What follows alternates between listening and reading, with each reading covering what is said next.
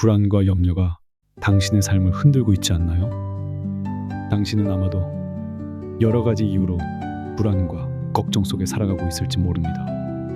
때로는 미래에 대한 막연한 두려움으로, 때로는 경제적 어려움이나 인간관계 속에서의 갈등으로 인해 마음이 무겁고 힘들 수도 있습니다. 밤마다 잠 못 이루며 침대 위에서 뒤척이고 하루하루가 무거운 돌덩이처럼 느껴지는 순간들이 있지 않습니까?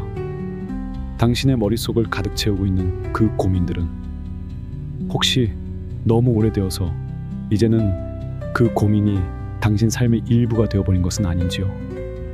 하지만 반드시 기억하십시오. 하나님께서는 당신이 이러한 불안과 염려 속에 갇혀 살아가기를 결코 원하지 않으십니다.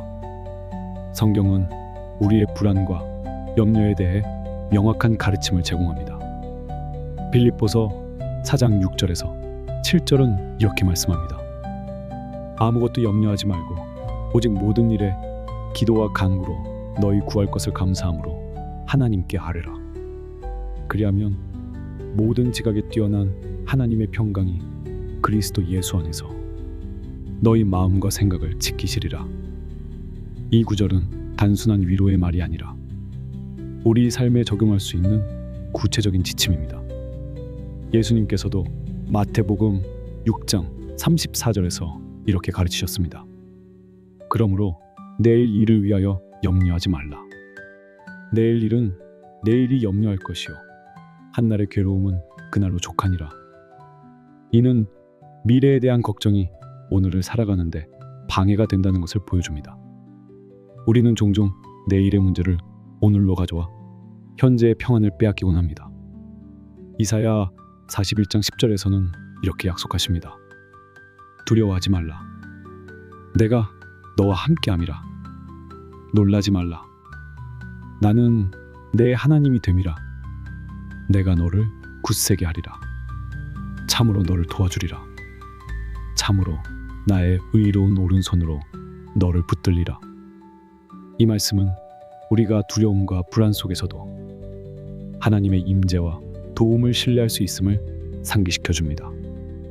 예수님은 우리의 불안과 염려가 단순히 감정적인 문제가 아니라 영적인 의미를 가진다고 가르치셨습니다. 불안은 종종 우리의 영적 상태를 반영합니다. 우리의 생각과 행동은 우리 마음의 영적 상태를 보여주는 지표입니다. 예수님은 불안과 염려를 우리가 누구를 예배하는지 또는 어떤 순간에 무엇을 예배하는지에 대한 단서로 보셨습니다. 그분의 질문은 종종 두려움, 불안, 걱정의 원인이 되는 가치관과 사고방식을 드러냈습니다. 그분의 목적은 정직하게 그분을 찾는 사람들에게 수치심을 주는 것이 아니라 창조주의자, 모든 필요의 공급자인 그분을 신뢰하도록 초대하는 것이었습니다. 팀 켈러는 이렇게 말했습니다. 걱정은 하나님이 올바르게 처리하지 않으실 것이라고 믿는 것이고 쓴 마음은 하나님이 잘못 처리하셨다고 믿는 것이다. 우리가 삶의 어려움에 어떻게 반응하는지는 우리가 하나님을 어떻게 보는지 그리고 그분이 우리에게 행하신 방식을 신뢰하는지 여부를 반영합니다. 성경은 불안을 극복하는 첫 번째 지침으로 기도와 간구를 제시합니다. 간구는 진심으로 겸손하게 구하는 것을 의미합니다. 빌립보서 4장 6절에서 7절은 이렇게 권면합니다.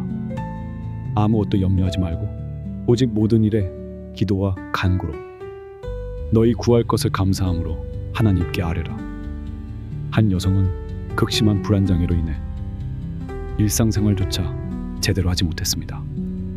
그녀는 수년간 약물과 상담 치료를 받았지만 마음 깊은 곳에서 끊임없이 몰려오는 불안을 극복하지 못했습니다. 하지만 그녀가 성경 말씀을 붙들고 매일 아침마다 기도하며 하나님께 나아가기 시작했을 때 점점 불안과 걱정이 사라지기 시작했습니다. 그때 그녀가 경험한 것은 단순히 마음의 위로가 아니라 깊고 지속적인 하나님의 평안이었습니다. 시편 94편 19절에서는 이렇게 말씀합니다. 내 속에 근심이 많을 때 주의 위안이 내 영혼을 즐겁게 하시나이다. 하나님의 말씀은 불안한 마음의 약이 됩니다. 한간증에서는 불안과 공황 발작으로 고통받던 사람이 하나님의 말씀을 자신에게 매일 인용하기 시작했다고 합니다. 특히 디모데후서 1장 7절, 하나님이 우리에게 주신 것은 두려워하는 마음이 아니요 오직 능력과 사랑과 절제하는 마음이니. 그는 공황 발작을 느낄 때마다 이 구절을 자신에게 선포했습니다.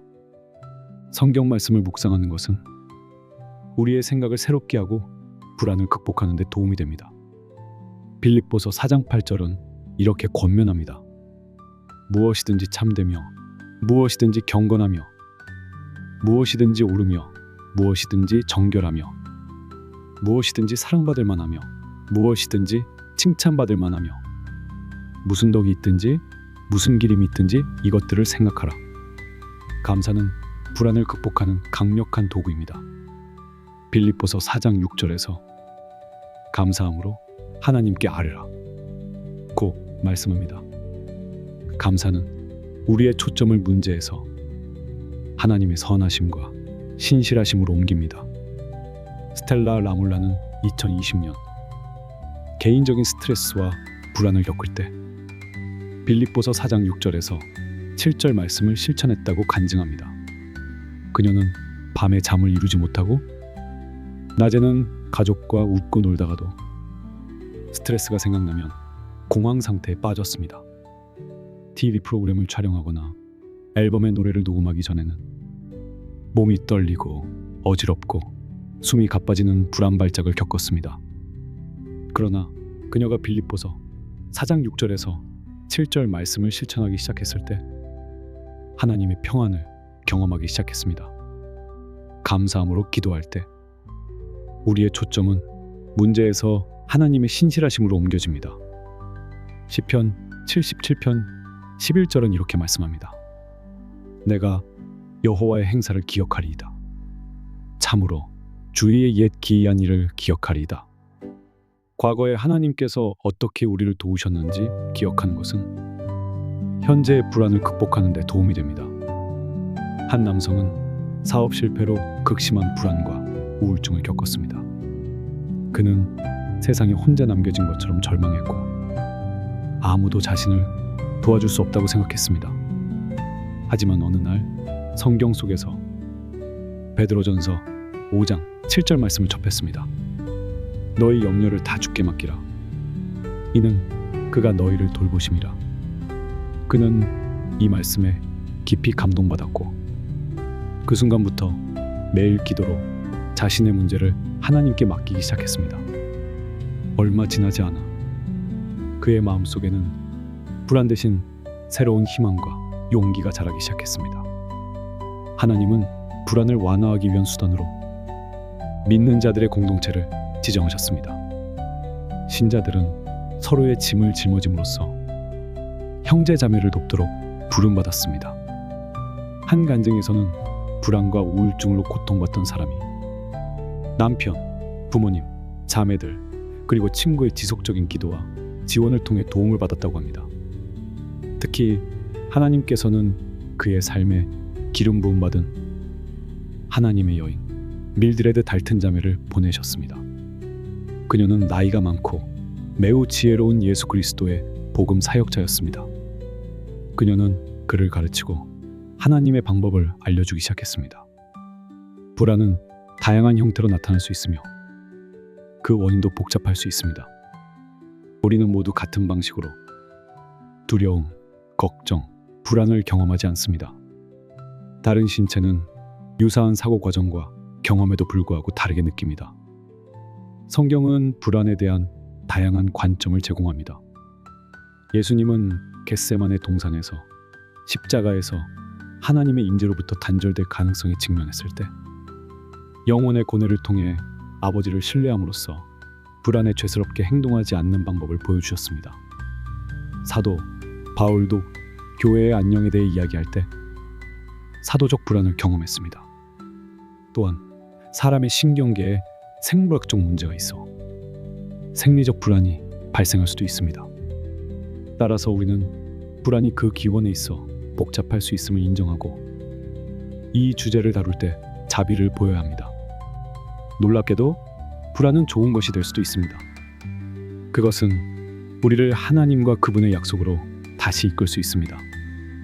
고난은 종종 우리를 하나님께 더 가까이 이끄는 방법입니다. 한 남성은 불안과의 싸움에서 고린도전서 10장 13절의 말씀에서 큰 위로를 찾았습니다. 사람이 감당할 시험 밖에는 너희가 당한 것이 없나니 오직 하나님은 미쁘사 너희가 감당하지 못할 시험당함을 허락하지 아니하시고 시험당할 즈음에 또한 피할 길을 내사 너희로 능히 감당하게 하시느니라. 그는 고통의 순간에 하나님께서 자신을 구출하셨다는 것을 깨달았습니다. 그는 하나님께서 그것들이 자신이 감당할 수 있는 것보다 더 크지 않다는 것을 보여주셨기 때문에 자신의 감정에 직면하고 받아들일 수 있다는 것을 배웠습니다.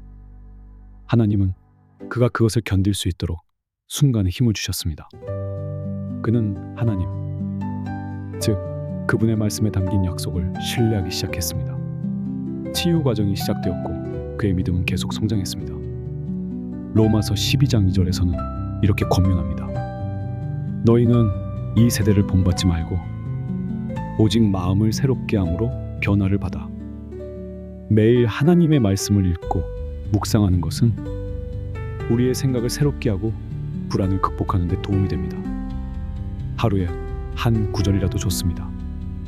그 한 구절의 말씀을 온종일 당신의 마음속에서 묵상하십시오. 그 말씀이 당신의 생각과 감정을 지배할 때 당신은 불안과 걱정이 점점 약해지고 대신 하나님의 평안이 당신의 마음을 가득 채우는 것을 느끼게 될 것입니다. 매일 아침 눈을 뜨자마자 하나님 앞에 나아가세요. 당신이 가지고 있는 그 염려와 걱정을 하나님 앞에 숨김없이 쏟아내십시오. 그것이 복잡하고 큰 문제일 필요도 없습니다. 간단하고 짧은 기도여도 괜찮습니다. 하나님은 당신의 진실한 마음을 듣고 싶어 하시기 때문입니다. 베드로전서 5장 6절에서 7절은 이렇게 말씀합니다. 그러므로 하나님의 능하신 손 아래에서 겸손하라. 때가 되면 너희를 높이시리라. 너희 염려를 다 주께 맡기라. 이는 그가 너희를 돌보심이라. 불안에 대응할 때 우리는 종종 불안의 원인과 하나님의 평안에 대한 우리의 욕망에 초점을 맞춥니다. 그것은 나의 상황, 나의 욕망에 초점을 맞춥니다. 사실 이런 식으로 기도하는 것은 종종 불안을 증가시킵니다. 우리에게 필요한 것은 초점을 바꾸는 것입니다. 하나님은 우리를 불안하게 만들 수 있는 어떤 것보다 훨씬 크십니다. 그러나 그것은 우리가 순간에 심지어 기도를 통해서도 강요할 수 있는 변화가 아닙니다. 한 여성은 기도할 때 처음으로 입술에 오른 것이 하나님이 누구신지였다고 간증합니다. 당신은 항상 나와 함께 하시고 결코 나를 떠나거나 버리지 않으실 하나님이십니다. 당신은 리더십의 기회를 제공하시고 내 약함 가운데 당신의 힘이 완전해진 신실한 하나님이십니다. 당신은 나의 놀라운 상담자인 성령을 내게 남겨주셨습니다. 놀랍게도 그녀는 행사나 불안에 대해 기도하지도 않았는데 모든 이해를 뛰어넘는 하나님의 평안이 이미 그녀의 영혼을 채웠습니다. 하나님의 말씀에 있는 약속들을 찾아 그것들을 매일 자신에게 선포하는 것은 불안을 극복하는 강력한 도구입니다. 이사야 41장 10절, 빌립보서 4장 6절에서 7절, 베드로전서 5장 7절과 같은 구절들은 불안할 때 의지할 수 있는 강력한 약속들입니다.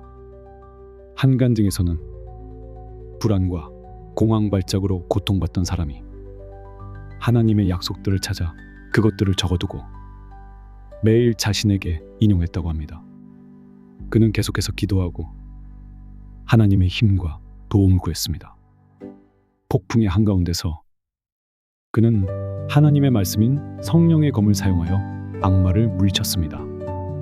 이것은 하룻밤 사이에 일어난 것이 아니었습니다. 그러나 한 걸음씩 그는 공격에서 벗어났습니다. 매일 그는 조금씩 강해졌고 마침내 뒤돌아보니 그는 공격에서 벗어나 있었습니다. 그는 하나님의 말씀으로 자신의 마음을 새롭게 하고 승리를 얻었습니다. 그는 하나님의 말씀을 인용함으로써 자신의 믿음을 키웠습니다. 하나님께서는 당신이 염려를 짊어지고 홀로 고군분투하는 것을 결코 바라지 않으십니다. 오히려 하나님께 그 짐을 내려놓고 그분이 당신을 돌보실 수 있도록 기회를 주십시오. 당신은 결코 혼자가 아닙니다. 하나님께서는 언제나 당신 곁에 계시며 당신을 붙드시고 당신의 모든 어려움을 이해하고 계십니다. 요한복음 14장 27절에서 예수님은 이렇게 말씀하십니다. 평안을 너희에게 끼치노니 곧 나의 평안을 너희에게 주노라. 내가 너희에게 주는 것은 세상이 주는 것과 같지 아니하니라. 너희는 마음에 근심하지도 말고 두려워하지도 말라. 이제 당신에게 필요한 것은 용기입니다. 용기를 내어 하나님께 나아가세요. 용기를 내어 당신의 염려를 그분께 맡기세요. 하나님께서는 이미 당신이 걷고 있는 그 길을 잘 아시고 당신이 이겨낼 수 있도록 돕기를 원하십니다. 오늘 바로 이 순간부터 하나님의 손을 잡고 앞으로 나아가십시오. 하나님의 평안, 그것은 모든 이해를 뛰어넘는 평안입니다. 그것은 상황이 좋아져서 찾아오는 것이 아니라 하나님의 임재 안에서 찾아오는 초자연적인 평안입니다. 그리고 그 평안은 오늘 바로 지금 당신의 것이 될 수 있습니다. 이제 당신의 마음이 하나님의 평안으로 채워지기를 소망합니다. 당신의 불안이 말씀으로 잠잠해지고 그분의 임재 안에서 진정한 쉼을 누리게 되기를 축복합니다. 기억하세요. 하나님은 당신을 보고 계시며 듣고 계시고 무엇보다 깊이 사랑하고 계십니다. 불안이 다시 밀려올 때마다 오늘 들으신 이 말씀을 되새기며 하나님께 다시 나아가십시오. 그리고 이 여정을 혼자 걷지 마세요. 우리는 함께 성장하고 함께 믿음을 지켜나갈 수 있습니다. 오늘 영상이 당신에게 위로와 힘이 되었다면 좋아요 버튼을 눌러주시고 다음 영상에서 다시 만나고 싶다면 구독 버튼도 잊지 마세요. 그 작은 클릭 하나가 더 많은 사람들에게 하나님의 평안을 전할 수 있는 통로가 됩니다. 주님께서 오늘도 당신과 함께 걸으시기를 기도합니다. 평안하세요.